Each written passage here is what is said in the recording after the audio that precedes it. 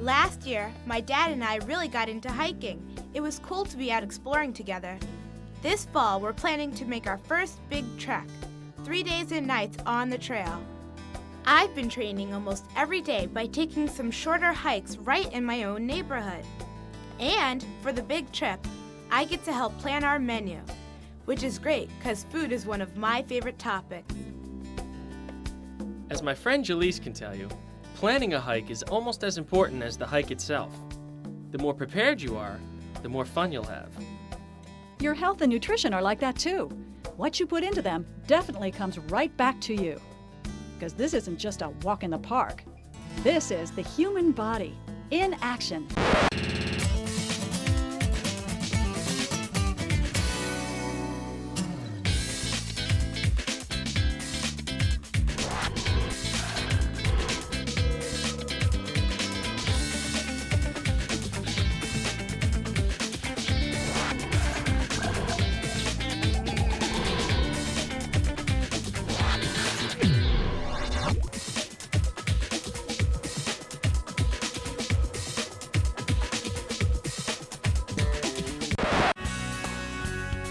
The food for our trip had to be compact and lightweight, since we'd be carrying it on our backs. But I wondered, what should we bring? A trip to the farmer's market might just give me some good ideas. Whether you're planning home meals or just trying to decide on an after-school snack, your food choices are a key to staying healthy. We use the word healthy all the time, but what does it really mean? Not being sick? Well, that's part of it, but there's more. Good health is when your body and mind are strong and well-conditioned. Right down to your organs, tissues, and cells. Let me sell you on healthy cells. Like microscopic building blocks, cells are the basic unit that your body is made out of. Cells have the same needs as most other living things: a good supply of food, water, and oxygen. When their needs are met and all the parts of your body are working well together, you're in good health. Work requires energy. So where does your body's energy come from? Food. That's why nutrition is one of the keys to good health. Substances that a body can use for energy, growth, or repair are called nutrients. Some are manufactured by your body. You need to get others from the food you eat. These are called essential nutrients. All food has them, even, say, chocolate cake. But no food can give you all of the 40 or more nutrients required by your body. How can you get the right amounts? Variety is the spice and main ingredient in a balanced diet. You have to eat an assortment of foods in the right amounts to keep your body working properly. But to build your body up, first the food has to be broken down. Okay, break it up! The body's food buster is the digestive system. It breaks down everything you eat into ever smaller pieces till it's nothing but dissolved nutrients, a form your cells can use. And boy, are those cells hungry. Did you know that you will spend almost 3.5 years of your life eating? To make every mouthful count, it's good to know your nutrients. Here at the Nutrient Cafe, we offer 6 succulent selections, the most important types of nutrients that the body gets from food. May I suggest the young gentleman start with carbohydrates? Most of your cells use carbohydrates as their main source of energy. Wondering what a banana has in common with your plate of spaghetti? They both contain carbohydrates, chemical compounds made up of carbon, oxygen, and hydrogen. Pasta and bread are loaded with carbs, as are most fruits, vegetables, and grains. Bottom line, in your body, a carbohydrate translates to sugar. Easy to digest, sugar is your body's first choice for fuel. Not all sugars are created equal. Some are called simple sugars, like the kind that add sweetness to many kinds of fruit. But starches are complex sugars, made from lots of simple sugars linked together. Foods like wheat, corn, and potatoes contain starches. Before your body can use them, they must be broken down into simple sugars. It takes more time for your body to digest a complex sugar than a simple sugar, so the energy from starch takes longer to kick in. but it also lasts longer. If it is energy that the young gentleman is interested in, may I recommend a portion of fats and oils? Foods like nuts, cheese, and ice cream are rich in fats and oils too. Fat and oil sound so, well, fatty. I prefer to call them by their scientific name, lipids. Like carbohydrates, lipids are made up of carbon, oxygen, and hydrogen. But lipids are the energy kings. Burn, baby, burn. Gram for gram, a lipid will give you twice as much energy as a carbohydrate. There's a catch though. Lipids that don't get burned up get stored in the body as fat. Like every other nutrient, fat is necessary for a healthy body. But the key is balance. Too much fat can lead to obesity, but too little can also be harmful. Stored fat is your energy reserve. While training for her hike, Jaleese is burning up energy from fats and carbohydrates that were in the food she ate this morning. When that's gone, her body will have to start burning some of her stored fat. Body fat also provides a cushion for many of your vital organs. And fat is nature's oldest insulation. It helps keep your body warm. Just ask the polar bear. Under all that fur, he has a layer of fat as thick as a brick. Perhaps the young gentleman would prefer to partake of a protein. Like fish, there are thousands of proteins to choose from, and the body uses each in a different way. Without this crucial nutrient, our bodies couldn't make new cells. Good thing proteins are found in so many kinds of food, like eggs and milk, fish and cheese. And some plants are high in protein too, especially beans, green, navy, or soy. Is this the magic of carbon, oxygen, and hydrogen at work once more? Those three, along with a fourth element, nitrogen. That's the recipe for amino acids, the building blocks of proteins. 20 kinds of amino acids combine in a bunch of ways to make up different proteins. Your body can make 12 of these amino acids all by itself, but the other 8 have to come from an outside source, the food you eat. Those must be essential nutrients. Sometimes known as vitamins.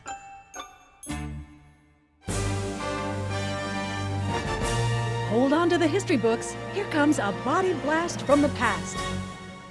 Today, we know a lot about the link between health and nutrition.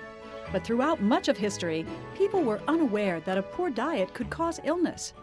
Some of the hardest hit were sailors.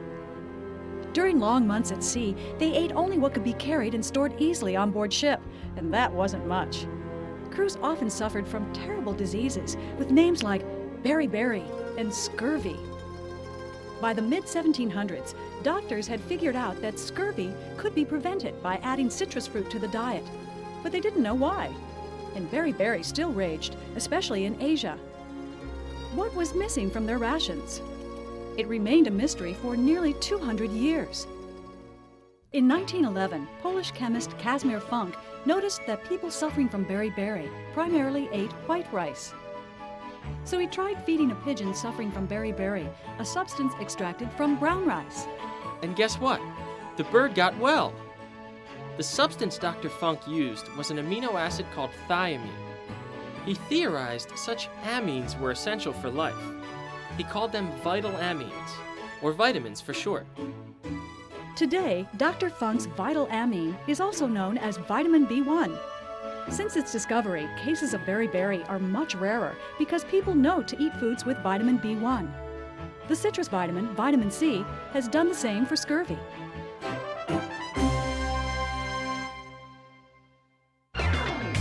Do you know your ABCs? And DEKs too, for that matter. Then it's time for a crash course. First, some foods rich in vitamin A. Eggs, vegetables like carrots and squash, and liver. What's in it for you? Strong bones and teeth, good vision, and healthy hair and skin. Cereals and whole grain bread are buzzing with B vitamins.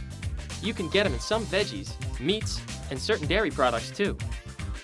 B vitamins help cells process oxygen and energy, which paves the way to healthy blood, nerves, and heart. Everybody knows that citrus fruits pack vitamin C. But tomatoes and potatoes? They all give you vitamin C to battle colds and injuries. It's another bone and teeth builder too. Fish, anyone? Make it salmon and tuna, rich in vitamin D.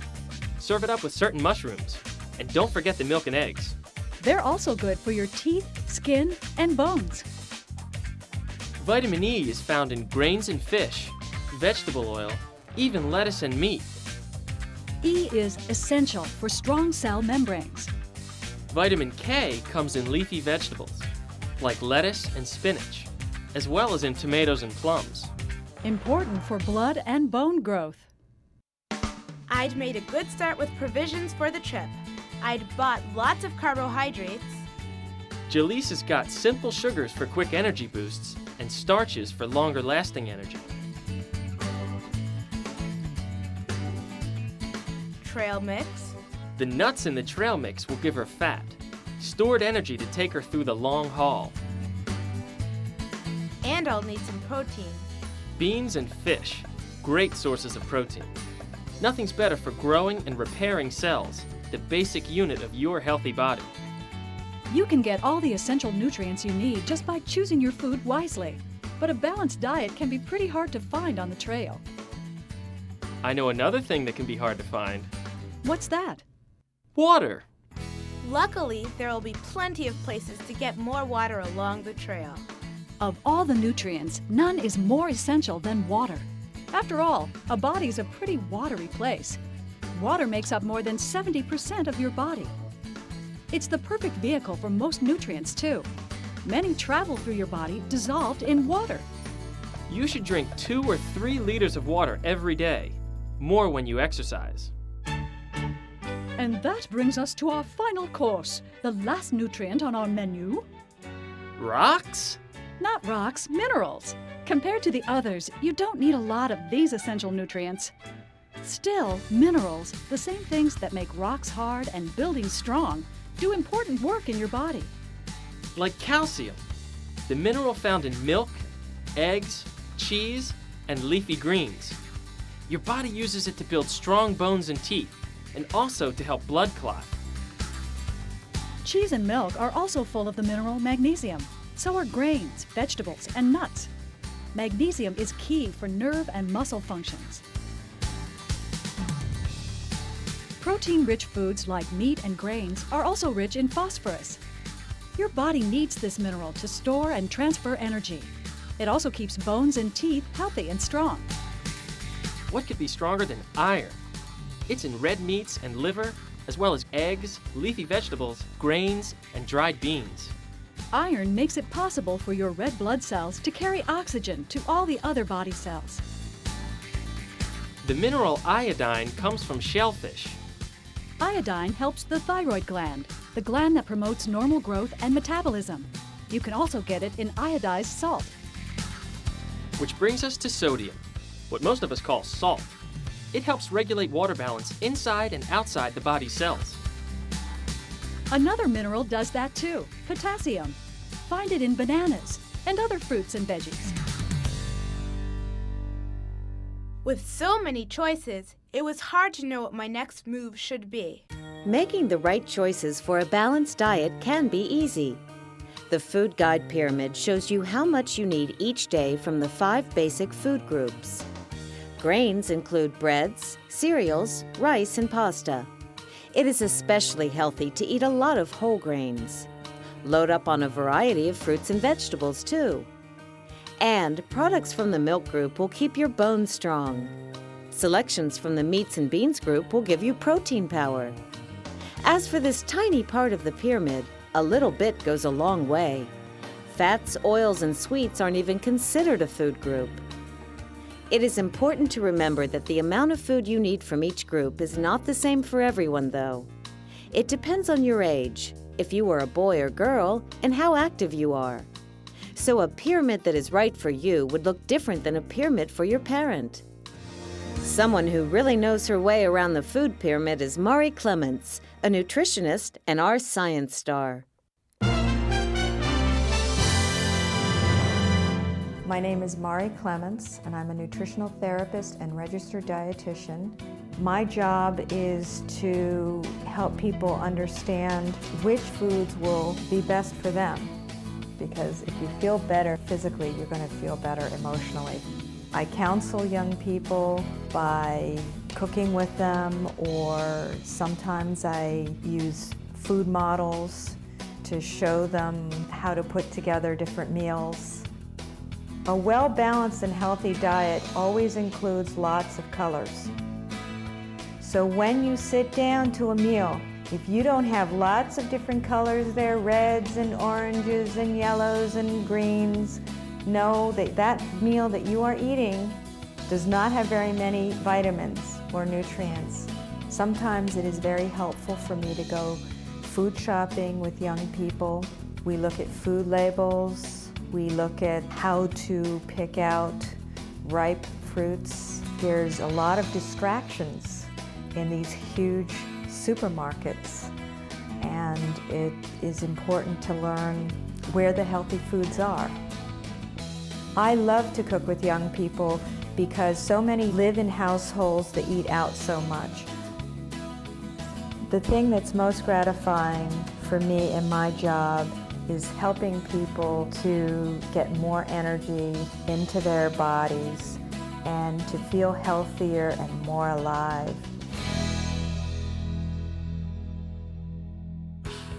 All nutrients give you energy, but how much?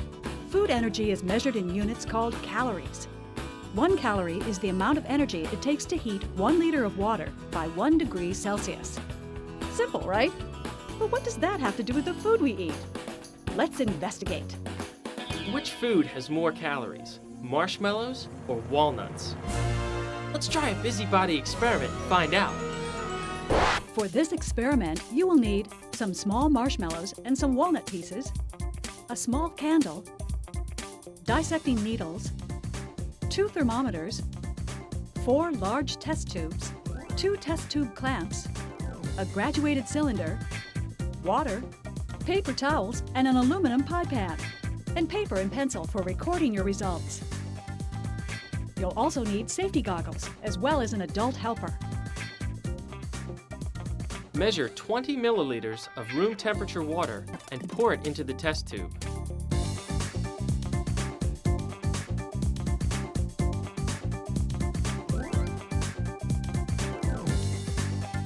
Put the test tube clamp securely around the test tube.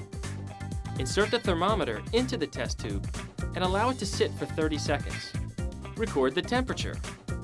It's 28 degrees Celsius. Now have an adult light the candle.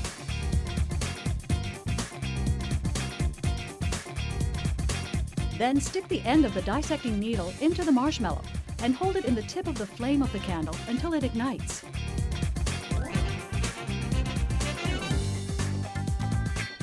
Now immediately place the marshmallow so that the tip of its flame is just below the bottom of the test tube you're holding. Keep it there till the flame goes out. Yuck! I like mine better golden brown. We're not making snacks here. Wait about 25 seconds and then read and record the temperature. It's 31 degrees Celsius. Now prepare another test tube, and let's do it again with another marshmallow. This time the temperature reached 32 degrees Celsius. Now subtract the difference between the room temperature reading and the final temperature reached in each trial. That will give you the rise in temperature. The difference in trial 1 was 3 degrees. In the second trial, the difference was 4 degrees. Now average those, and you get 3.5 degrees Celsius, which is the amount of heat given off by a mini marshmallow when it burns. Not counting the heat that escaped into the air, of course. How will it compare with a walnut? Let's find out. You'll use the same procedure, but this time you'll burn a walnut. Wow, the walnut burns a whole lot longer than the marshmallow did. And that sure raises the temperature of the water higher too. Record your results and then do a second trial with a walnut. Now, do your calculations to find the average number of degrees the water temperature was raised by burning the walnut. What a difference! 3.5 degrees for the marshmallow and 19.75 degrees for the walnut. What does that tell you about the amount of calories contained in these two foods? Well, since calories are measured by the amount that a burning food raises the temperature of water, the walnut must have more calories than the marshmallow. That's right. The walnut has a greater energy value because it's mostly protein and fat, but the marshmallow is mostly sugar, a carbohydrate. You just used scientific methods to figure out which food contained more energy. Way to go! A balanced diet is an important factor in the good health equation, but it isn't everything. Good hygiene counts too. That means clean teeth, skin, and hair. One of the best contributors to good health is also the most fun. Exercise. What does exercise do for you? It burns off calories and helps you control your weight. The more active the sport, the quicker the calories go. But even walking for 1 hour, for instance, burns 200 calories. All forms of aerobic exercise, activities like walking and running, swimming and dancing, playing basketball, or riding a bike, build firm muscles and a strong heart and lungs. What a great hike! This was the best. There's nothing like a healthy body for a healthy mind. That's because exercise relieves stress, the normal worries of everyday life. How can a little worry hurt? It can cause headaches and stomach aches and loss of sleep. Everybody suffers from stress sometimes. That's totally natural. But it's important to handle it in a constructive way. It can really help to talk things over with a friend or a caring adult. And make sure you're getting enough rest as well as exercise. Even people who take good care of themselves with well-balanced diets and plenty of rest and exercise can get sick. Infectious diseases, like the common cold or flu, spread easily from one person to the next. How can you fight them? Stop the invasion of germs that cause them. Wash your hands often and avoid close contact with people who are sick. Some illnesses are passed down through generations of a family. Still others are caused by an unhealthy lifestyle, like smoking, drug abuse, or alcoholism. And sometimes, environmental factors like pollution are to blame.